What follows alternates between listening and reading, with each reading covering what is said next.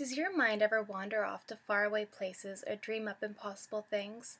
I know mine does, and my wild imagination is something I have always been fond of, even though my teachers often felt otherwise when my mind was elsewhere during class.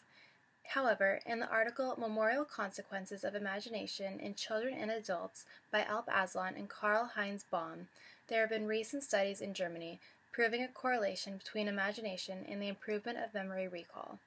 Playing make-believe and making up over-exaggerated scenarios were two of my favorite things to do as a child, and teachers should be encouraging building students' imaginations. According to the article, How to Develop Children's Imaginations by Amanda Hermes, children with a healthy imagination are often more engaged. 3 books that really challenged my imagination as a child were Wacky Wednesday by Dr. Seuss, Where the Wild Things Are by Maurice Sendak, and Harold and the Purple Crayon by Crockett Johnson. If you get a kick out of cats and strollers, books and trees, flying cars, palm trees growing out of toilets, and all things gone wacky, then Wacky Wednesday may be the book for you. I remember having the best time sitting in bed with my mom before bed as a child, laughing at the silly day this child was having, trying to find what is wrong in each scenario.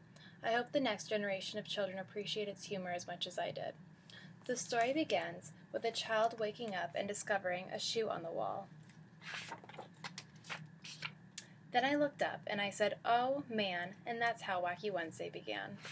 The rhyming sentences and vibrant, large illustrations make the book more fun for the reader and draws them in.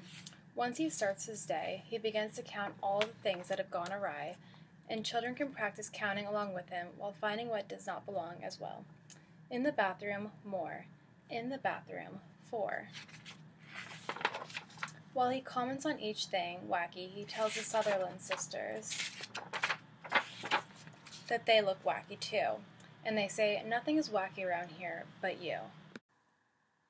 "But look," I yelled, "8 things are wrong here at school." "Nothing is wrong," they said. "Don't be a fool."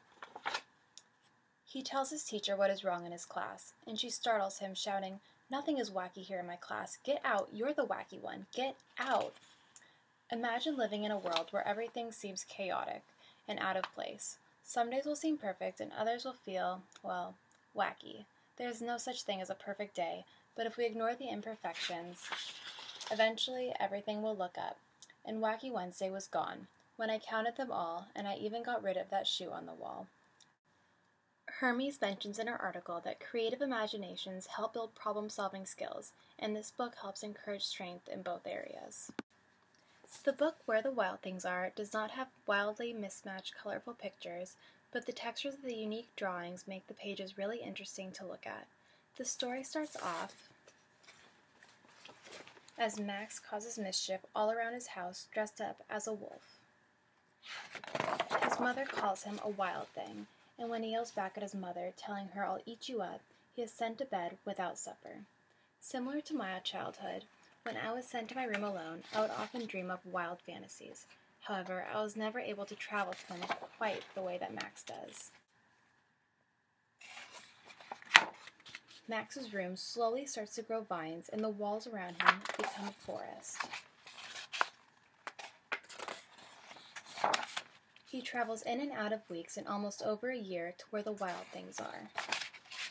When Max docks his boat on the land of the wild things, he discovers just how terrible these wild things can be. And he discovers just how hard it is to tame wild things who cause mischief, just as he had done to his mother. Max eventually decides to sail back home, where he returns to his bedroom with hot supper waiting for him. And even though Max was sent to his room without supper for causing mischief, he still found a way to have fun in his room all by himself. He used his creative mind to imagine of a whole new world of forests and wild things. Hermes also mentions in her article that the passionate childhood that comes from a vivid imagination inspires creativity in the future. Harold and the Purple Crayon probably has some of the most simple pictures I've ever seen in a children's book, while also being really amazingly imaginative. The story takes us through the adventure of a little boy who draws up his own adventure with a purple crayon. The story starts where there wasn't any moon, and Harold needed a moon for a walk in the moonlight, and he needed something to walk on. Similar to Where the Wild Things Are, he draws up his own forest. He didn't want to get lost in the woods, so he made up a small forest with just one tree in it. It turned out to be an apple tree, and the apple would be very tasty, Harold thought, when they got red. So he put a frightening dragon under the tree to guard the apples, and it was a terribly frightening dragon. It even frightened Harold. He backed away. His hand holding the purple crayon shook. And suddenly he realized what was happening. But by then, Harold was already under his head in an ocean. He came up thinking fast, and in no time he was climbing aboard a trim little boat. If Harold does not have something, he simply imagines it and draws it.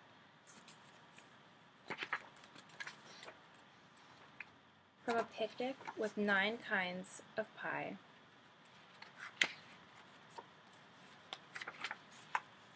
to a city that has buildings with tons and tons of windows. Harold has one crayon, but because of his imagination, he lives an endless adventure. The books I chose demonstrate the importance of creativity and daydreaming. It is so valuable for children to use their imagination and to build it in their early childhood years.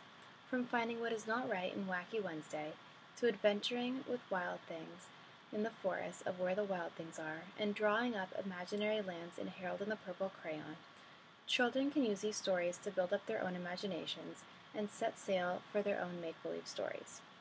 Stories like these are what is going to shape the minds of our future generation of children.